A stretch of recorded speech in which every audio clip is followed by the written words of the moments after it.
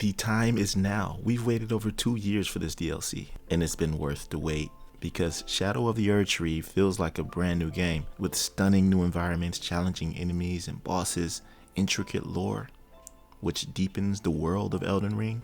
And whether you're a veteran or a newcomer, this expansion offers something for everyone. So gear up, get ready, and dive back into the lands between. I can't wait to explore this journey ahead. And remember, the guide may start off slow as we lay the foundation, but that's simply due to the intricate nature of Elden Ring. Stick around because these tips and insights will take your gameplay to the next level. Hey everyone, welcome back to my channel. And with the highly anticipated Shadow of the Erdtree DLC, the very first DLC that FromSoftware has come out with, a really exciting time by the way, it's on the horizon. So it's time to gear up and prepare, whether you're a new player or returning. Now this is known by many players, but for those who don't know, the requirements for getting into the actual DLC are defeating 2 bosses. Starscourge Radahn, located in 𝐤𝐤𝐬, and Mohg Lord of Blood in 𝐦𝐤𝐤𝐬 Mausoleum.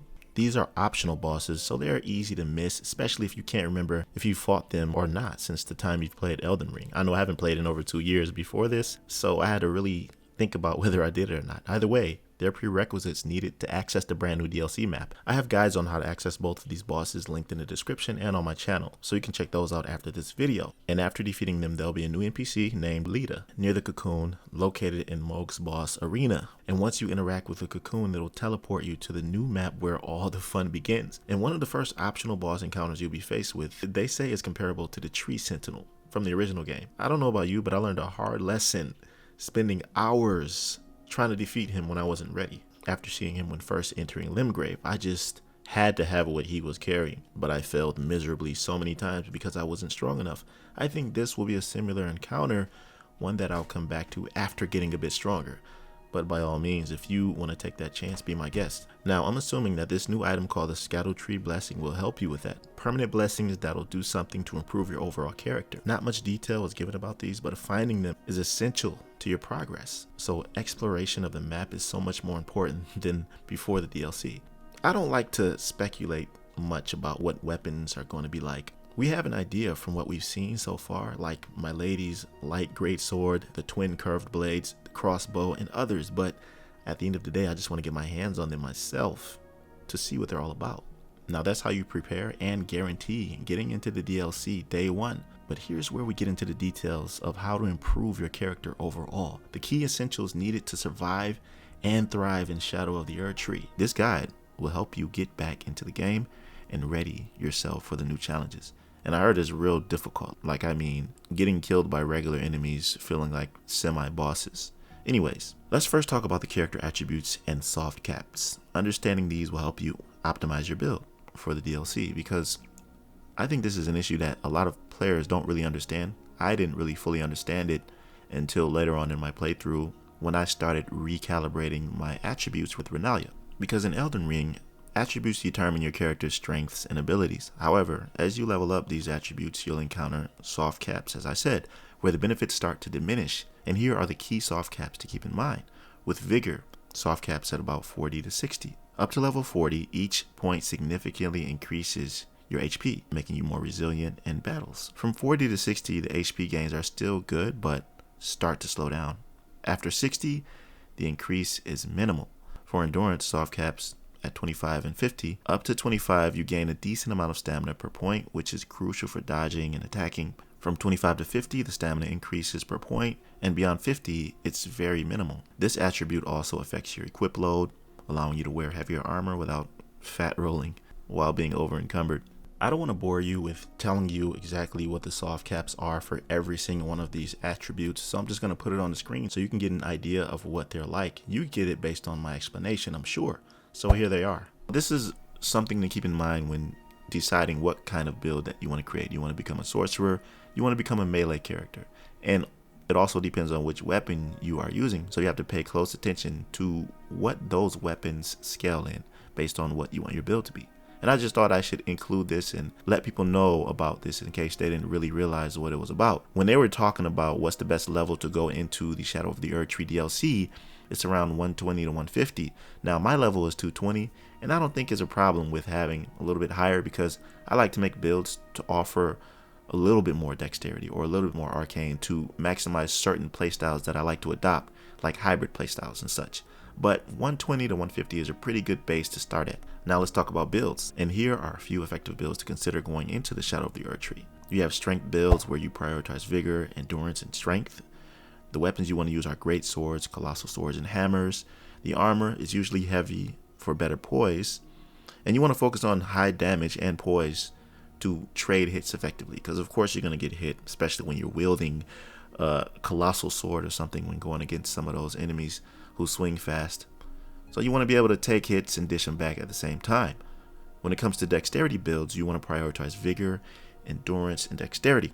And I usually like to add some arcane in there for status effects with bleed builds and fire and poison and stuff like that, because the weapons you want to use are katanas, curved swords, and bows. And I'd also like to include daggers into this, because I have a build that I'm using with the Reduvia dagger that mixes strength and endurance so I can wield a great shield with the speed of a ninja. So I like to mix my builds up, as I said before, when making builds like this. But you want medium armor for balance and defense and mobility, because the idea is to utilize fast attacks and mobility to outmaneuver enemies. See, like, I'm unconventional. I usually like to have my cake and eat it. So if I'm using a dagger or a weapon that hits enemies fast, I don't necessarily want to dodge all the time. I want to hunker down and block sometimes and just be in the face of the enemy so that I can get hits off pretty fast. But usually people with dexterity builds, they like to dual wield and dodge roll over and over again to use as the source primary factor when it comes to defense. Now, these mage builds are what I was talking about. Will have weapons that usually scale to S tier, like the staves and the magic swords. And here you want to prioritize vigor, mind, and intelligence, usually using light armor for better mobility and casting speed. You're not really going to be in the middle of the fight when using these staves, because you don't have anything to protect yourself as far as like formidability. You want to fight from a distance. So basically you get the picture when it comes to what type of builds to prioritize when making these builds. I gave you the idea of what to use when it comes to soft cap. So I think that if you go down that thought process of understanding how the soft cap works in relation to builds, then you shouldn't have a problem going into this DLC, especially with the new weapons that they're coming out with. I can't wait to test them out. And when it comes to your gear and weapons, make sure it's prioritized for whatever activity you're playing with. I myself am not really fond of consumables that much. I usually just like to go into battle with my talismans and healing flasks that I already have on my build. I don't really like to use things mid-battle except for things that are necessary. But some people like to prioritize consumables, like buffing items and materials. They'll be essential for certain people. It all boils down to playstyle at the end of the day. Here's another one. You have to practice your combat skills. Souls-like games are not like any other games that you know of. Souls-like, when you hear that name or that word or that title, that classification, everybody knows that follows with frustration. On many occasions have I killed bosses where they killed me at the same time, and I spent hours fighting that boss, and at that moment I'm just done. I'm like, I can't play another one. When it comes to fighting bosses, it's about timing and refining your combat skills, perfect dodging, parrying, and overall combat strategy, because every boss has a pattern that they follow. In this new DLC, they are going to be mixing it up a lot more, adding status effects and the bosses to be able to engulf themselves fully in a certain fire effect or whatever and jumping at you. There's just going to be so many other aspects to this DLC that'll make it significantly more difficult than the regular Elden Ring game, because many people were saying that this feels like an entirely new game. So I think that repetition and practicing what these bosses and enemies are doing will help you become a better player overall. And of course, you want to ensure that you explore every key area and gather valuable resources and items. There are going to be new explorable areas. There are still some items that I have not gotten from the regular Elden Ring game, which I'm working on right now. So I think it'll be pretty exciting to explore it and see what else they got around every nook and cranny of the map. But that's pretty much it for this starter guide for new and returning players. With these tips and builds, you'll be ready to tackle the Shadow of the Erdtree DLC head on. So if this video helped you out in any way, I'd appreciate a like and subscribe to my channel if you feel inclined. I'll see you in the next one. Be right out.